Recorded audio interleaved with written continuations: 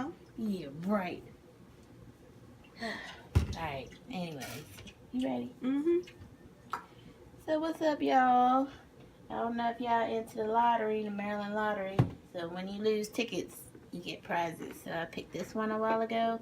It's a 1-cup coffee maker. I had a Keurig, but I wore that sucker out. So, and those things were like 80 plus. And so this is clearly not a Keurig. I forgot what it's called. Because you can get it in stores, but I forgot what it's called. And I just can't, I'm in Dunkin' Donuts every day, almost. And trying to figure out how to weigh, I bought some K-Cups from Target. They were only $3.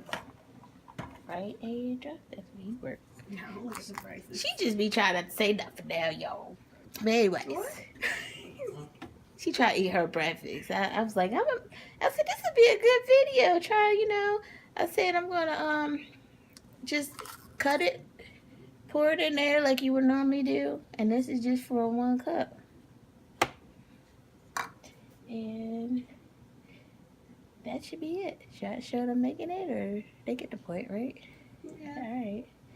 Anyway, so just open it up, pour it in there, and do like you usually do with your coffee maker. I guess if you have a big coffee maker, you have to adjust. Use maybe 2 of these or whatever. But hey, you can still use your K-Cups. All right, y'all. Get that coffee break.